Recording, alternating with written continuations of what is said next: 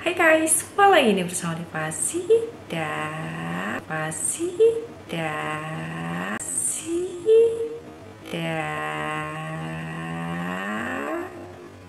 jangan lupa untuk di subscribe dan nyalain loncengnya.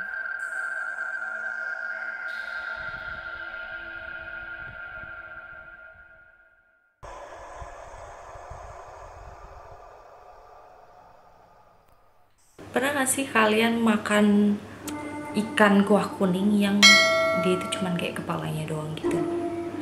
Nah, kalau makan ikan kepalanya doang itu mah udah biasa ya.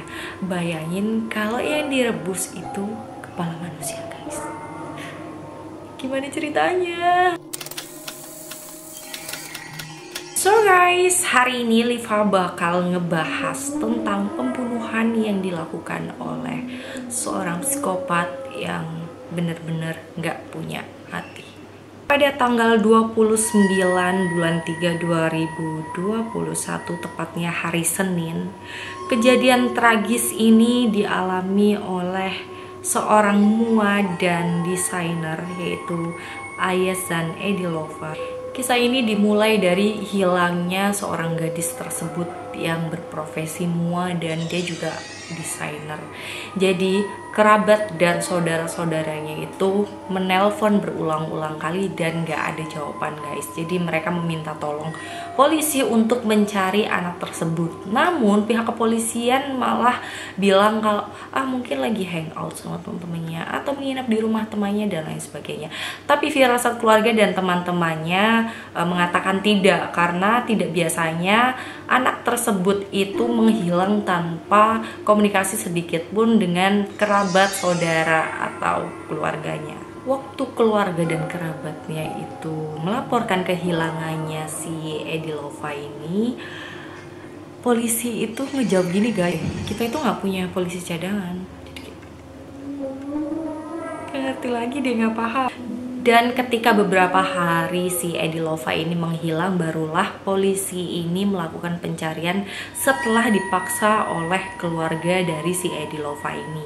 Jadi ketika si polisi ini melihat record jejak location, dan benar saja guys, ditemukan record CCTV Edilova terakhir terlihat dengan si pelaku. Jadi itu adalah record CCTV terakhir Edilova itu muncul. Dan ketika polisi menyelidiki kasus tersebut di rumah dari si pelaku, polisi menemukan kepala dari si Edilova sudah di dalam panci tanpa gigi. Dan bagian tubuh lainnya itu juga ada di rumah tersangka. Jadi kayak sebagian itu udah dipisah-pisah sama dia, ditaruh di kediamannya dia, dan yang sebagian lagi dibuang entah kemana. Dan yang ditemukan polisi adalah kepala di dalam panci, yaitu dia sudah direbus gitu tanpa gigi, dan beberapa tangannya juga, kuku-kuku dari Edilova sudah dicabut. Masih menunggu hasil otopsi apakah Edilova ini meninggal ketika dia sudah tidak memiliki gigi atau kuku, atau si Edilova ini disiksa, dicabutin giginya dulu dan tangannya, baru si Edilova ini dibunuh. Itu masih belum ada penjelasan sampai saat ini. Keluarga dan kerabat mengatakan kalau andai saja polisi mau memberikan kesempatan mereka untuk mencari Edilova, mungkin Edilova masih bisa hidup sampai saat ini. Namun ya, takdir berkata lain, mereka sudah menemukan kondisi Edilova sudah tidak bernyawa dan sudah terpotong-potong bagian tubuhnya. Keluarga dan kerabat diberikan foto-foto dari tempat TKP, yaitu foto-foto sisa-sisa bagian tubuh dari Edilova. Setiap giginya itu dicabut dan dimasukkan ke dalam kantong plastik terpisah. Aduh, kasian banget. nggak ada otak ya, bener-bener ya pelaku ya. Dan si pelaku ini bener-bener mengatasi masalahnya ini dengan rapi, menutupi masalahnya ini dengan rapi, dan membuang jasad-jasadnya ini. Pelaku yang sangat profesional karena dia mengerti bagian tubuh mana yang harus dia mutilasi, kayak dia itu seolah-olah dokter. Dan kebetulan juga si pelaku ini adalah seorang apoteker. Halo, seorang ayam ya, ketika kita membunuh ayam tersebut aja ada doa-doanya ya kan. Terus ini manusia coy, dan ayam itu dibunuhnya, maksudnya dipotong-potongnya pasti udah meninggal gitu loh. Ini manusia, ya Allah, dimana kalau sehatnya. Dan masih belum diketahui juga hubungan antara korban dan si pelaku, karena record terakhir di dalam pesan Edilova menyatakan bahwa seorang pria ini atau pelaku ini adalah pembeli yang mau membeli baju desainer dari Edilova.